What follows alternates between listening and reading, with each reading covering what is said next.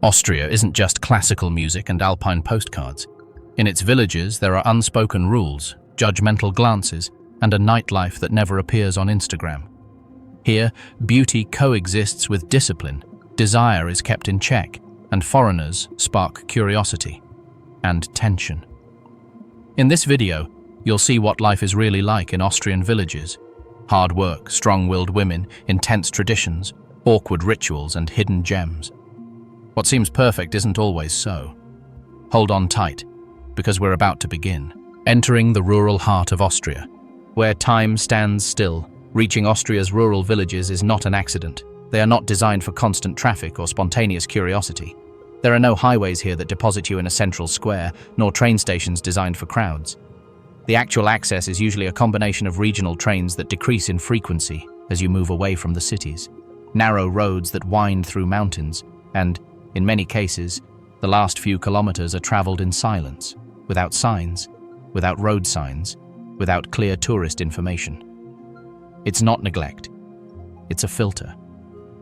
The first visual impact is often overwhelming. Immaculate wooden houses, balconies overflowing with flowers, small churches overlooking the valley, meadows that seem too orderly to be real. Everything is clean, still, perfectly arranged. But this beauty doesn't bring immediate calm. It produces something more unsettling. The feeling of entering a place that functions without you. There is no urban noise, no visible hurry, no chaos. And yet there is no welcome either. That emotional contrast is key. What from the outside looks like an alpine postcard feels like a closed system on the inside. The silence isn't empty. It's observation. Church bells mark the hours with almost obsessive precision. Tractors move at the exact times. Blinds go up and down following routines that don't change because of the weather or the presence of strangers. Here, time doesn't adapt, it imposes itself. The difference with Vienna, Salzburg, or Innsbruck is stark. In the cities, Austria is elegant, cultural, and welcoming to visitors. There are cafes, museums, international students, and languages mingling on public transport. In the villages, that Austria disappears. English is less common, as are smiles. There's no intention to please or sell an experience. Life doesn't revolve around the visitor, and that's noticeable from the first minute. The first contact with locals is rarely verbal. It's visual. Quick glances, held for barely a second longer than usual. They aren't hostile, but neither are they overly curious. They're assessing. In a bakery, the greeting is polite, brief, without questions. At a bus stop, no one initiates conversation. There's no active rejection, but neither is there an invitation. The implicit message is clear: observe first. Austrian rural villages operate under a very different logic than urban ones. Here, almost everyone knows each other, not necessarily by name, but by history. They know who is whose child, who returned after leaving, who never left. The social memory is long and precise. That's why the arrival of someone new disrupts the equilibrium, even if only slightly. It doesn't generate alarm, but it does attract attention. And that attention has rules. It's not expressed through confrontation or explicit curiosity. It manifests itself in small gestures, a greeting that takes time, a conversation that doesn't go far, an invitation that never comes. It's not outright exclusion. It's waiting. The village observes how you move, how you speak, how you react to the slow pace, the prolonged silence, the absence of constant stimuli. Because here, the place isn't expected to adapt to you. You're expected to adapt to the place, and many don't manage it. These villages don't seek visitors. They don't need them to survive. The rural economy is sustained by agriculture, livestock farming, controlled tourism, and in many cases by generations who have never left. But they don't expel them either. Rural Austria doesn't close its doors. It simply doesn't fully open them. Access is gradual, conditional, and quiet. The reason is simple. Balance matters more than outside curiosity. In small communities, any change has an impact.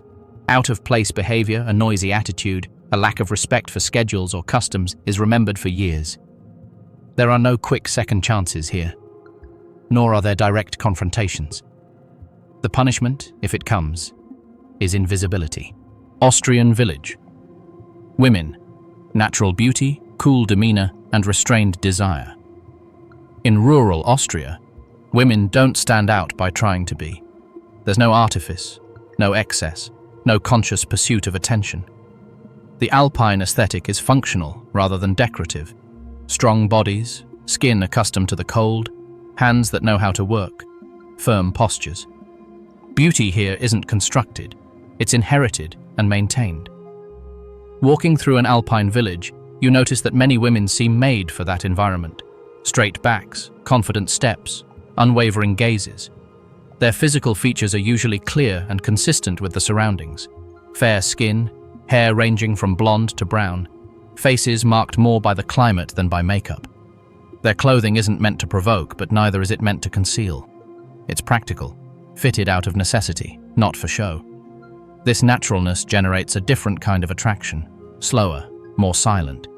It doesn't make an immediate impact, but it lingers.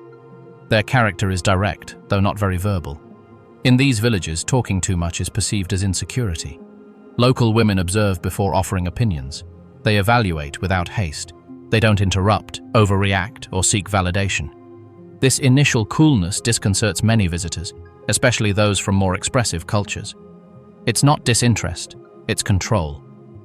The difference with urban European women is clear from the first encounter. In cities like Vienna or Salzburg, there's greater social flexibility, more verbal play, and more immediate exchange. In the villages, interaction is minimal at first. Conversations are functional. There's no obvious flirting or gratuitous smiles. Every gesture carries weight, and precisely for that reason, it becomes significant. Attraction to foreigners exists, but it's not expressed as it is elsewhere. Latin Americans and Southern Europeans break the usual pattern. They are more expressive, more verbal, and more emotional. This generates curiosity, not necessarily immediate approval, but attention. The contrast sparks interest, especially when the foreigner doesn't try to impose themselves or draw attention, but rather respects the local rhythm. Body language is the true channel of communication. Glances that linger a second longer than usual. Silences that aren't broken but aren't uncomfortable either. A posture that shifts slightly toward you during a group conversation. Small, almost imperceptible gestures that, to those who know how to read them, mean more than a long conversation.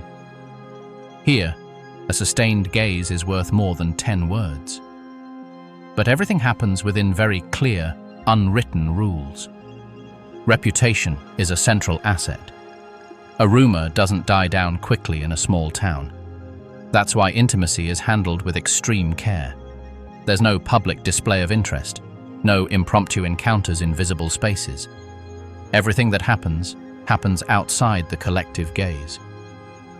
And if someone is perceived to be jeopardizing that balance, the system reacts silently. The local women know these rules perfectly because they grew up within them.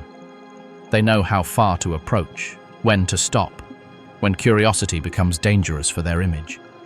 It's not blind repression, it's social calculation. Desire exists, but it's managed. And that management makes it more intense, not less. There are stories that are never told openly, but are repeated in fragmented versions. The foreign woman who spent a summer working on a farm and attracted attention for her open way of interacting. The Latin American visitor who interpreted a smile as an invitation and didn't understand the subsequent silence. The exchange that never materialized, but left a tension that lingered for months. In many cases, the attraction remains unresolved because resolving it has consequences. There is no anonymity. Every decision is observed, remembered, filed away in the collective memory. That's why many connections remain in the realm of the possible, not the real. Glances that meet for years without progressing. Brief conversations that are repeated with a restrained intensity. For the foreigner, this can be frustrating. For the local woman, it's part of the balance. Desire isn't something to be pursued, it's something to be controlled. And that control is a form of power. There's no urgency. There's no need to prove anything. The routine that shapes character, work, climate, and resilience. In rural Austria, routine isn't a choice. It's a structure imposed by the environment. Here, it's not a matter of lifestyle, but of organized survival. The alpine landscape, which from the outside appears idyllic, acts as a silent authority, dictating schedules, boundaries, and priorities. Each day is designed to fulfill a specific function. There's little room for improvisation, because improvisation often comes at a high price. Trades remain real, physical, and necessary. Livestock farming sets the pace for many families. Early milking, constant care of the animals, fodder preparation, and stable maintenance. It's not a romantic activity. It's repetitive, demanding, and constant. A sick animal doesn't wait. A snowfall doesn't give warning. Agriculture, although more limited by the terrain, remains fundamental. Hardy crops, family gardens, and precise crop rotation. Everything is done with knowledge accumulated over generations. Rural tourism emerges as an economic complement, not a replacement. Guest houses, small family restaurants, and seasonal jobs. But even here, the logic is different from that of the city. It's not about pleasing at all costs, but about maintaining control. The visitor adapts to the rhythm of the place, not the other way around. Those who don't understand this don't last long. Carpentry and manual trade still hold real prestige. They aren't hobbies, they are skills that sustain daily life. Repairing, building, maintaining. In an environment where the climate is harsh, self-reliance is key.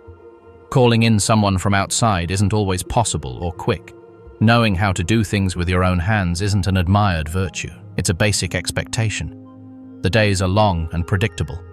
You start early and finish when the work is done, not when the clock says so. There's no room for procrastination or indecision. Every poorly done task is immediately noticeable and its consequences usually appear quickly. This environment doesn't forgive disorganization. The weather is the ultimate authority.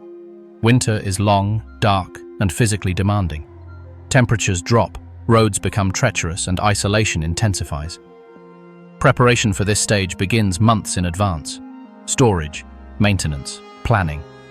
Summer, in contrast, is short and intense. Everything must be done quickly, repairs, harvesting, making the most of the daylight. There's no time to waste. This climatic cycle profoundly shapes character. One learns to anticipate, to endure, to avoid dramatizing. Complaining doesn't change the weather. Adapting does. This mentality is instilled from childhood. Children's upbringing reflects this logic. From a young age, they are assigned real responsibilities. Not symbolic ones, but real ones. Caring for animals, helping with household chores, understanding schedules. Autonomy isn't fostered as a modern educational ideal, but as a practical necessity. A child who doesn't learn to take charge becomes a burden, and no one here can afford that. Discipline isn't rigid out of authoritarianism, but out of functionality. Rules exist because the system needs them. Boundaries are clear. Consequences are predictable. This creates adults capable of withstanding pressure without emotional breakdown, but also less accustomed to verbalizing emotions. Loneliness is part of the design. It's not experienced as a tragedy, but as a normal state. There are days with little social interaction, weeks where contact is reduced to the bare essentials. The community exists, but it's closed. It's not based on constant exposure, but on accumulated trust. It's not easy to get in, but once inside, loyalty is strong. Here, weakness is quickly noticed. Not because someone points it out, but because the environment exposes it. Those who don't comply hold things back. Those who can't endure break. There's no artificial safety net to cushion mistakes. That's why those who don't adapt usually leave quietly. Foreigners in Austrian villages. Curiosity, attraction, and friction. Austria's rural villages don't appear on trendy tourist itineraries. Those who come do so out of curiosity, natural charm, or fascination with alpine life that seems frozen in time. Among these visitors, certain patterns emerge. European women from neighboring cities, Japanese women drawn by the authentic, and Latin Americans seeking unique landscapes and experiences. But upon arrival, they discover that not everyone is welcomed in the same way. Japanese women in particular display a quiet attraction to this environment. They seek tranquility, the purity of the air, the wooden and stone architecture, and the austere aesthetic of the alpine landscapes. But there is something deeper. The combination of strength and restraint they perceive in the local women intrigues them. They observe how beauty blends with discipline, how courtesy doesn't negate firmness, and how life is measured by effort and rhythm. This mix generates admiration and a certain fascination rarely seen in urban spaces. Male foreigners also attract attention, especially those from Latin America and Southern Europe. Their presence elicits appraising glances. They are studied, as if their strength, gestures, and lifestyle contrast sharply with the austerity and order of the village. Local men rarely interact without first gauging the visitor's intentions and attitude.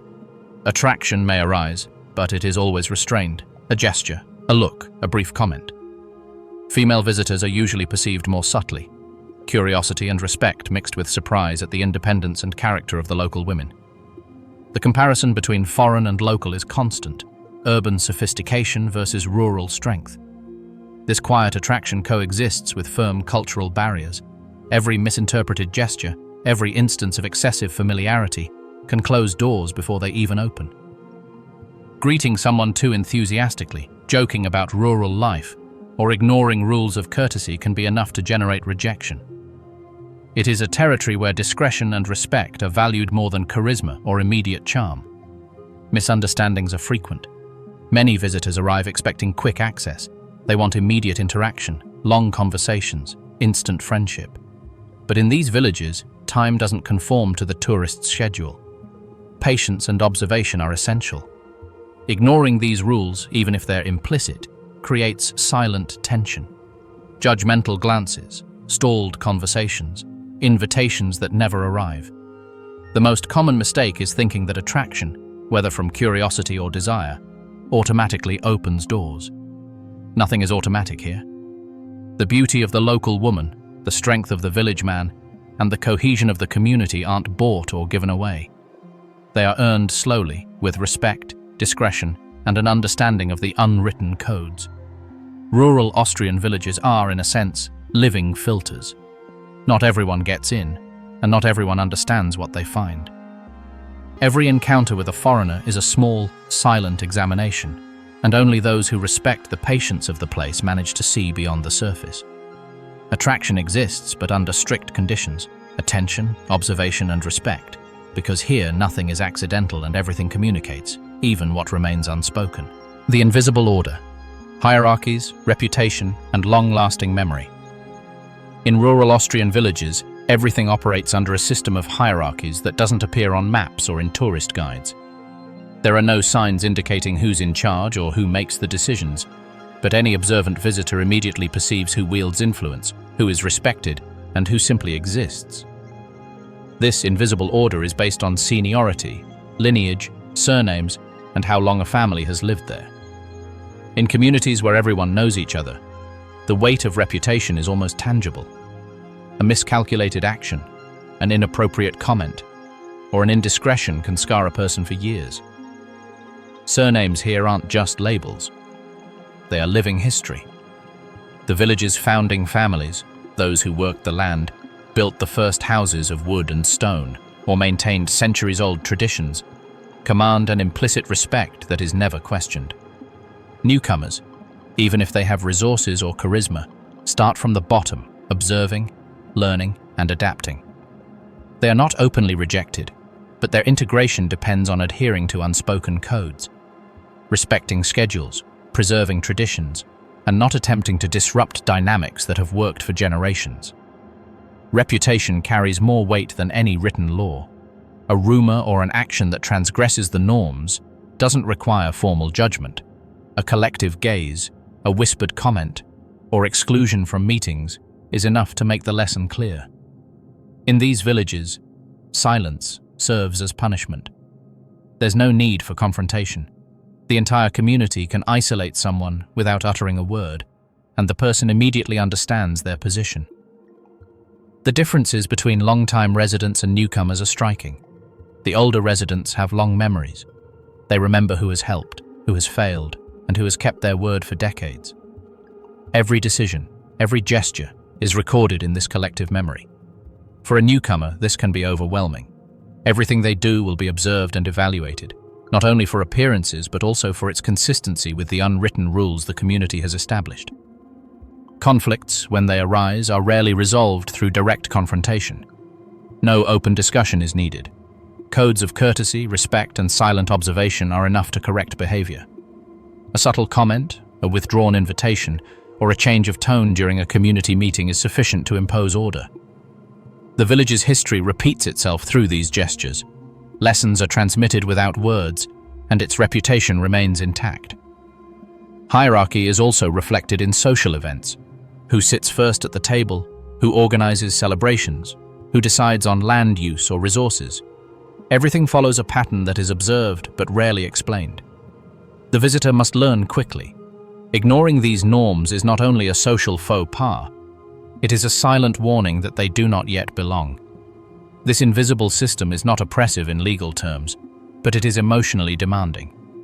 The pressure to keep one's word, to act discreetly, and to respect the community's memory is constant. No one escapes the observation of others. Every action counts, and every silence also communicates. The most effective punishment is not imposed with force or shouting, but with absence, averted glances, exclusion from gatherings, closed doors. The individual understands, almost instinctively, that their place depends on respect, patience, and adaptation. In an environment where everyone knows everyone else's story, any attempt to disrupt the order is immediately noticed, and the community's response is as precise as it is discreet. This is the true fabric of rural life. Beauty, discipline, history, and a social system as rigid as it is invisible, where everyone occupies their place and every action leaves its mark. When night falls, alcohol, confessions, and double lives. In Austria's alpine and rural villages, sunset marks more than just the end of the workday.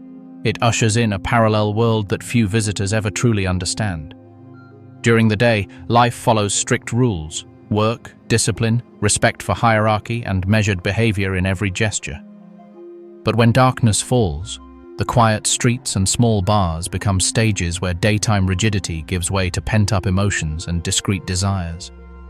The rural bars and local breweries are neither large nor luxurious. They are warm spaces where wood smoke and the aroma of craft beer mingle with hushed conversations and knowing glances. Here, alcohol acts as a liberator. It loosens tense body language, eases the silences that weigh heavily during the day, and opens small cracks in the facade of perfection everyone maintains. A shared drink is not just a beverage, it's a tacit permission to talk, laugh, and sometimes confess what would never be said in broad daylight. In these nighttime gatherings, stories emerge that would be unthinkable during the day. Neighbors who barely exchange words in the morning share family secrets, past tensions, and memories confided only in this safe space. The atmosphere of intimacy and discretion creates fertile ground for relationships kept secret. A casual touch, an overly direct comment, a smile that lingers longer than usual. Everything unfolds under a tacit pact of silence. What happens at night stays at night. The double standard is palpable. While during the day the community demands discipline, work, and exemplary behavior, the night allows for the release of tensions and desires that, though discreet, are part of everyone's emotional life. It is a space where women reveal softer shades of their character, where men relax from the rigidity of work, and where newcomers, if they have gained a certain level of trust, can witness the authentic social life of the town. However, even here, nothing is exaggerated or done in public. Everything is measured, elegant, and almost ritualized. Discretion becomes the strictest rule of all. A visitor might notice certain glances or gestures that denote closeness or attraction, but there will be no comments or rumors the next day. Reputation remains sacred, and any open transgression could ruin weeks or months of integration. That's why, even in the nighttime liberation, every action is conscious and strategic. Sometimes these nights reveal invisible tensions, couples arguing in hushed tones, friendships being tested, conflicts seeking resolution in a safe and controlled environment. Alcohol helps to soften these frictions, turning harsh words into sincere confessions and transforming accumulated tension into laughter, understanding, or tacit agreements. Reconciliations and unspoken pacts are common, and no one needs witnesses outside this protected space. Foreigners arriving with tourist expectations or out of curiosity are sometimes surprised. The daytime rules aren't suspended, they simply transform. What seems rigid and cold during the day becomes human and complex at night. Glances that were judgmental in the morning can now be warm. Gestures that once seemed indifferent soften. Conversations that once seemed impossible flow naturally. Yet everything remains in a delicate balance. The community observes and knows where to draw the line, even under the dim light of a lamp or the glow of the moon. The effect of alcohol and night in Austrian villages is not only emotional, but also social. Those who learn to navigate these dualities, respecting nocturnal freedom without breaking daytime discipline, are accepted and remembered fondly. Those who exaggerate or seek to transgress the codes are quickly singled out, albeit quietly, and their reputation can suffer immediately. Alpine beliefs, rituals, and superstitions. In Austrian villages, life isn't measured solely by work, family, or surviving the harsh climate. An invisible web of beliefs, rituals, and superstitions governs behavior, desires, and reputation. From the first rays of sunlight to the last bell of the night, every gesture can be marked by traditions that have survived for centuries and still define who belongs and who is left out. Rural Catholicism is the backbone of many of these practices. Churches are not just places of prayer, they are community centers where social norms are solidified, hierarchy is reinforced, and a sense of belonging is established. Sunday masses, processions, and festivals like Corpus Christi or Holy Week not only celebrate faith, they are also silent assessments of each family's discipline, attendance, and participation. Skipping a ritual or arriving late might seem trivial to an outsider, but among locals it's interpreted as disinterest, and social detachment begins to silently take root. In addition to the religious framework, communities preserve ancestral superstitions. They believe in the evil eye, in the need to respect certain days for planting or building, and in the influence of ancestors on daily life. These invisible codes regulate not only the economy and work, but also personal conduct and relationships. For example, young people know that certain actions during festivities or community gatherings can attract rumors that will affect their reputation, their future marriage, or their position within the group. Tradition thus functions as an effective system of social control, where surveillance isn't always explicit. The community's silent judgment is enough to impose boundaries. Traditional festivals and costumes represent another layer of this cultural regulation. Dressing appropriately during a festival isn't just about aesthetics. It indicates respect, knowledge of the codes, and above all, a willingness to integrate. Folk dances, music, and processions are occasions where desire and attraction are also regulated. Appraising glances sweep over all participants, and inappropriate gestures can generate whispered comments that spread discreetly, altering future relationships. Sexuality and desire don't disappear, but they are molded within boundaries defined by centuries of custom. Those who break these codes risk social isolation or silent scorn. Even domestic and family practices are tinged with ritual. The way guests are received, the arrangement of food, meal times, participation in chores, and the observance of holy days become small tests of discipline and respect. Every action is observed and interpreted. Nothing goes unnoticed in a community where collective memory carries more weight than individual memory. What makes these beliefs and superstitions so powerful is not the threat of physical punishment, but the community's ability to impose exclusion, silence, and rumors. Respect for tradition maintains cohesion and protects cultural identity, but it also defines who can fully integrate and who remains an outsider, even if they live in the same valley. For visitors, this can be disconcerting. A misunderstood gesture, ignorance of a local ritual, or a lapse in judgment during a festival can mean the difference between acceptance and silent rejection. Here, knowledge of traditions is not optional. It is an invisible requirement for harmonious coexistence. Rural Austria, the paradise that transforms you or rejects you. Entering Austria's rural villages is like crossing an invisible threshold. Suddenly, urban life fades away, and every action, every glance, is measured against a standard that can't be explained but is palpable in the air. It's not a place that seeks to impress visitors. It's a social, physical, and emotional ecosystem that rewards discipline, resilience, and quiet observation. Here, routine isn't just work. It's a school of character, and silence acts as both judge and teacher. Life in these villages is measured by constant effort. From the first ray of sunlight until nightfall, Everything is organized according to a rhythm that respects the mountains, the seasons, and the community. Working with livestock, in vegetable gardens, in small shops, or in carpentry workshops is neither optional nor easy. It's the daily test of who belongs and who doesn't. Any weakness or mistake is quickly noticed. The climate, especially the long, harsh winters, acts as a natural filter. Only those who can adapt physically and mentally manage to integrate and feel like they belong. The visitor, however, faces a profound shock. Beauty and harshness coexist in every landscape. The verdant valleys, snow-capped peaks, crystalline rivers, and villages of wooden houses appear like paradise. But behind every picture postcard scene lies a world of unspoken rules. The local women, physically strong and resolute, silently assess the disposition of those who arrive. The men, for their part, must demonstrate respect, work ethic, and patience to understand unwritten codes.